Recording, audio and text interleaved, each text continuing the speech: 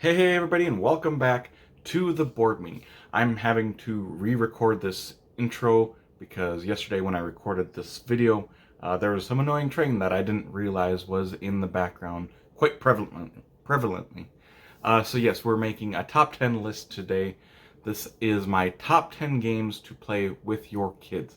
Now I have a 12-year-old son and a 9-year-old nephew that I play games with quite frequently. And these are games that are going to be enjoyed both by the parents or the adults and with the kids. So these aren't the top 10 kids games. These are the top 10 games that both parties will be enjoying while you're playing them. But with that being said, let's jump to my number 10 game to play with your kid, and that would be King Domino. King Domino is my number 10. This is a tile laying, tile drafting sort of game, and these tiles that you're drafting are have two different regions on them, and you're going to be placing that once you draft them onto your player board, trying to make a, like, I think it's 5x5 grid with them. And what you're trying to do is get all of the same regions together along with crowns. Because how you're going to be scoring is you're going to be taking however big that region is, say you have 5 grasslands, times however many crowns are in that region. So you had 3 crowns and 5 grasslands. So you'd be 5 times 3, get 15, and you're going to do that with all the regions around your little player board that you've laid these tiles on. Very fun game. Kids and adults can really like it.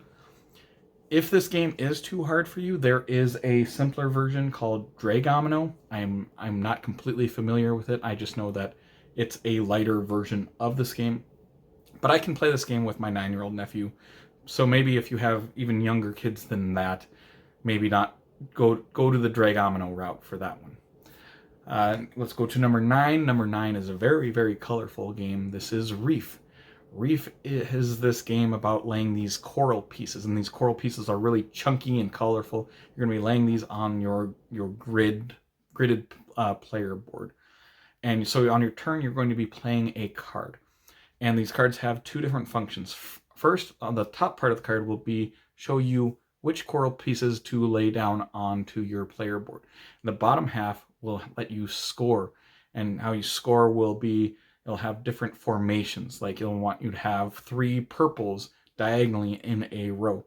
And so yeah, it's a very fun game that gives you some hard choices of which cards you want to play for which things, how you're going to score them. Yeah, it's a very fun game for both adults and kids, in my opinion. Going to number 8. Number 8 is an IP game. This is a very popular kids IP, and this is Minecraft Builders and Biomes. Now, this is a worker movement sort of game where you're going to be moving this worker that you have and unveiling these different tiles around the board.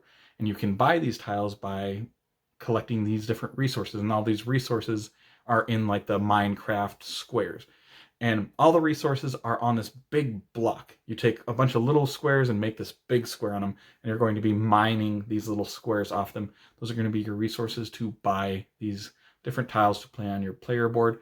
There is also these, you can fight against these different, what's the Minecraft term for the bad guys? The mobs, I believe. But yes, it's a game that gives you certain strategic, just strategies. Strategic strategies.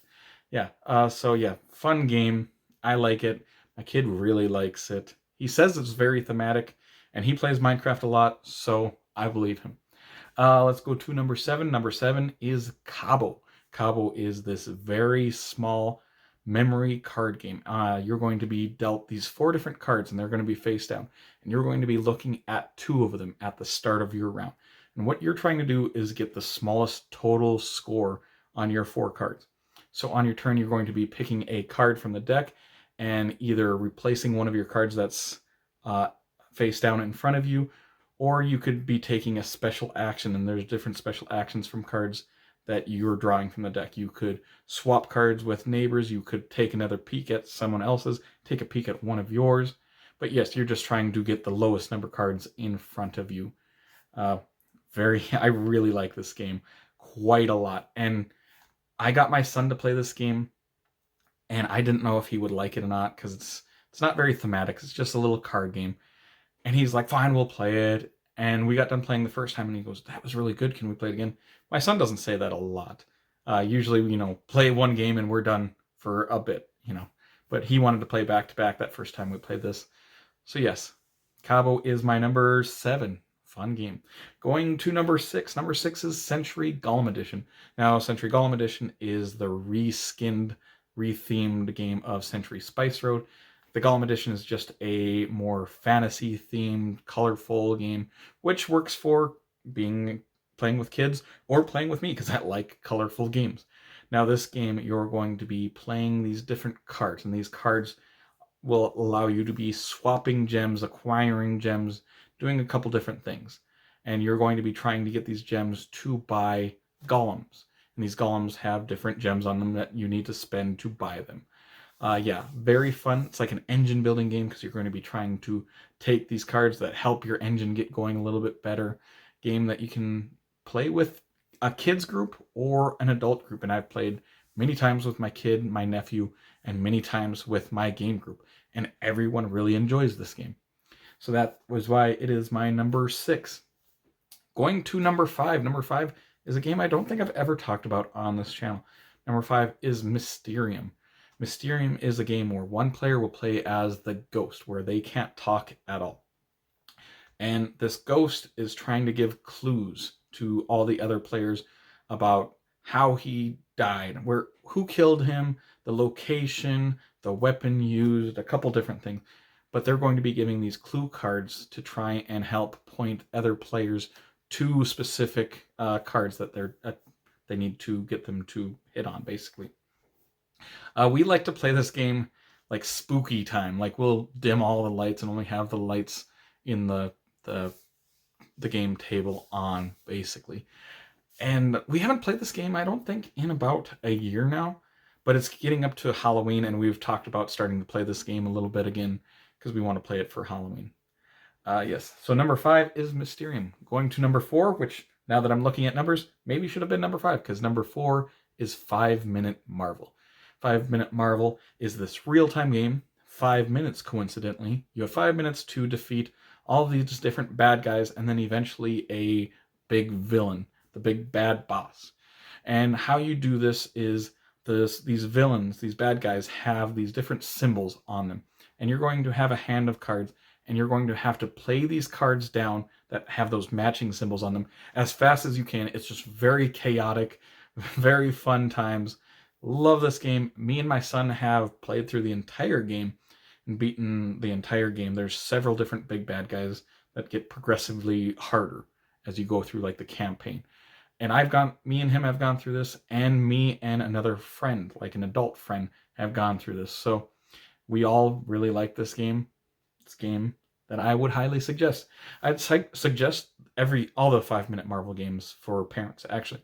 There's 5 Minute Dungeon and 5 Minute Marvel, which are essentially the same game, but 5 Minute Marvel will give you the superhero theme, plus it'll give you individual special powers for their decks.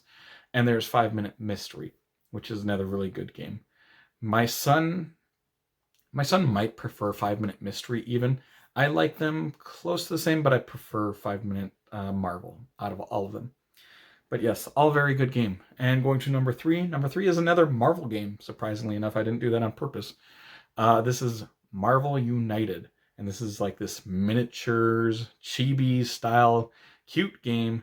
And you are going to be playing as Marvel superheroes trying to defeat the big bad guy. There's the Red Skull. There's the Taskmaster, I believe. And I just have the base set, the one that you get at Walmart. We don't have any of the Kickstarter stuff. But you are going to be moving your superheroes around this board on these different locations, trying to defeat the hero. And on all these different locations, there's different obstacles that you'll have to take care of. And when it's your turn, you have to play a card. And these cards have different symbols on them. And you're going to lay your card down and take the actions of those symbols that you lay down. What's really interesting is you also take the actions of the previous card played by the last person, your cooperative people that you're playing with. In my case, my son or my nephew. So a lot of times you're going to be taking your turns, and you're going to be playing a card down that's not necessarily the best for you, but it's going to be really good for the next player going. So you're helping them more than helping yourself almost. Great game. That's why it's my number 3. Going to number 2. Number 2 is by far the most played game on this list. This is a game that me and my son have probably played 60 to 70 times. This is Dungeon Mayhem. Also, my gaming group has actually started playing this as well as just adults. So, good for adults, good for kids. Like this whole list is supposed to be. This is a game that, coincidentally enough, is a lot like Marvel United, where you are going to be playing down these cards that have symbols on them. And it's a very simple game. It's this last man standing card game, where you all start with 10 health, and you're trying to be the last man standing by defeating the other players, bringing their health down to 0. The actions are very simple. There's like a hit action, which you choose someone to hit. There's a heal action. There's a draw another card action. There's a take another action, because you only get 1 action per turn. Certain cards will give you another action to play after that. But yeah, I just want to play until there's 1 man standing. Really, really silly game.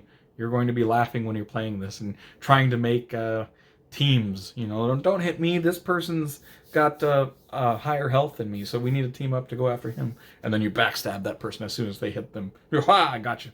But yeah, then that's why it's my number 2. Number 1 is very similar to that. It's a last man standing game as well. This is King of Tokyo. King of Tokyo is probably the biggest game, the most popular game on this list. Maybe Marvel United competes with it. But King of Tokyo is actually a pretty old game at this point. I think it might have came out in like 2010, 2011. Me and my son have played this game a bunch. This is a last man standing game where everybody takes control of a monster. And you're going to be rolling these dice, and the dice are very simple actions as well. It's a lot like Dungeon Mayhem, except this is a dice chucking game instead. So you're going to be healing your monsters, hitting other monsters, and you can either win by being the last monster left with health, or by getting 20 victory points. But I don't know if I've ever played a game where someone got 20 victory points, because everybody wants to defeat everybody. That's the fun of it, hitting everybody. So yes, my number 1 game to play with your kids is King of Tokyo. That is my entire list. I want to know, what games do you guys play with your kids, or just young, maybe your nephews, your nieces, whatever games you play with them. Let me know in the comments below. And if you did enjoy this video, make sure to like and subscribe to see more weekly content from me, Shane, at the board meeting in the future. I hope you all have an amazing day, and take care, everyone.